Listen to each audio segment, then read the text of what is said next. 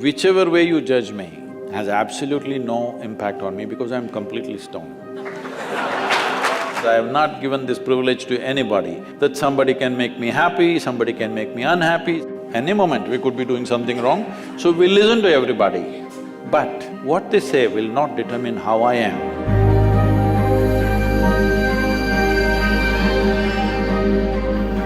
So Sadhguru, sometime back I happened to be in a situation where a friend of mine was drunk. So when she was in the drunk state, she was repeatedly saying that please don't judge me as I'm drinking, please don't judge me. It is… but she has lost her judgment, but she doesn't want you.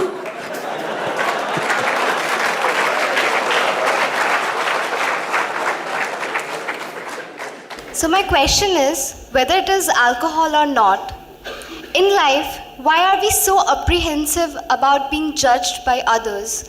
And how can we not let this come on our way of being happy?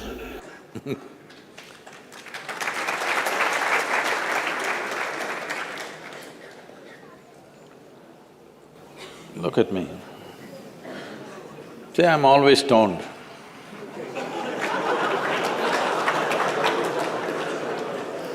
Never touched a substance, but always stoned. You can judge me whichever way you want.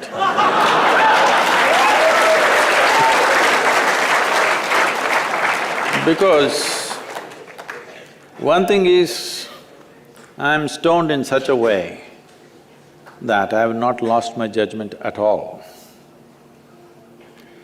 And at the same time, whichever way you judge me has absolutely no impact on me because I'm completely stoned.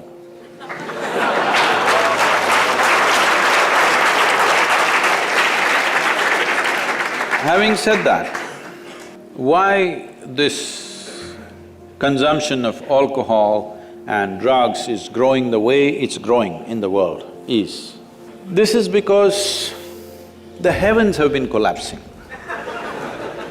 Yes, I was in Bangalore just 3-4 weeks ago.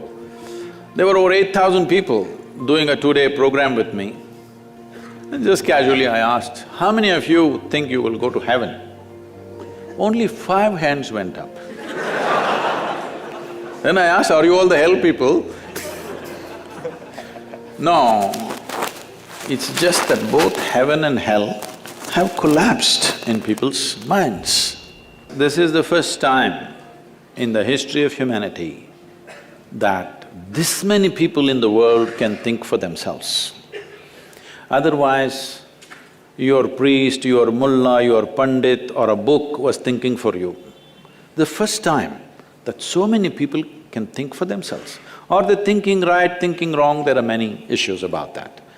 But they're thinking right, thinking wrong, but they're thinking. So all illogical things are naturally collapsing.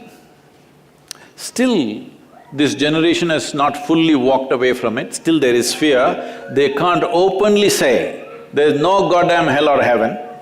They're still fearful about it, but they're trying to make a little heaven for themselves here. So, hey, wait. So naturally, when they're not able to do it for themselves out of their own intelligence, they will fall back on chemicals. Today, just to take very affluent societies, because every society is aspiring to be like that, let's say you take United States, which is the most affluent nation on the planet right now. 70% of US population is on prescription medication. Another 30%, of course, buying it off the back streets.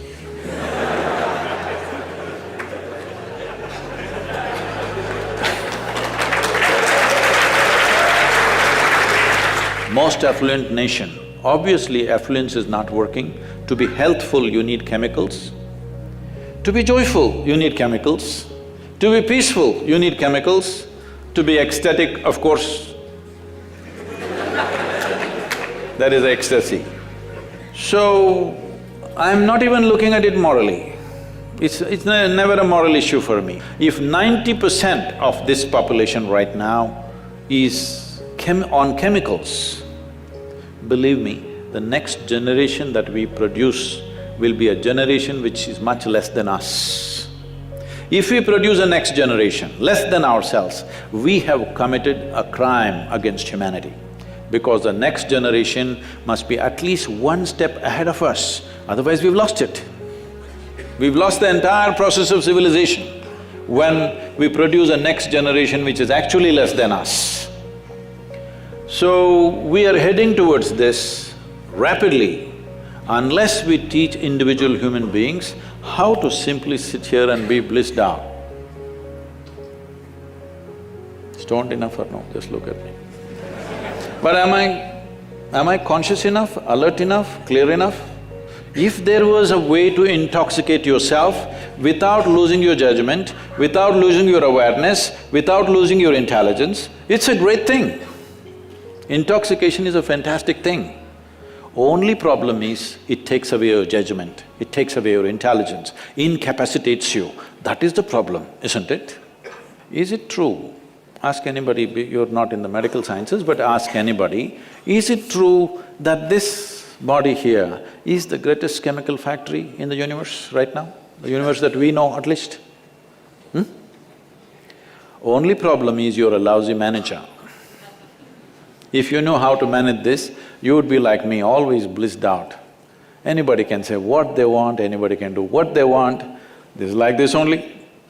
Because I have not given this privilege to anybody, that somebody can make me happy, somebody can make me unhappy, somebody can make me miserable.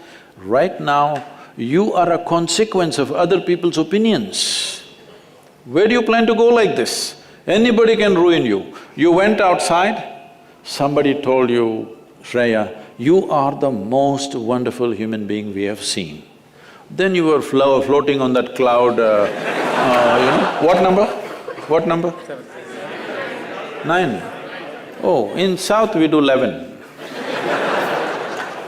You were floating on cloud whatever number, and you came home, people at home told you who you really are. And the cloud will crash. No. It's very important that neither this way or that way, we listen to everybody because we could be doing something wrong. Hello? Any moment we could be doing something wrong, so we listen to everybody. But what they say will not determine how I am. Never, ever. This you must fix and you must tell your friend when she's not drunk. Because otherwise she won't understand.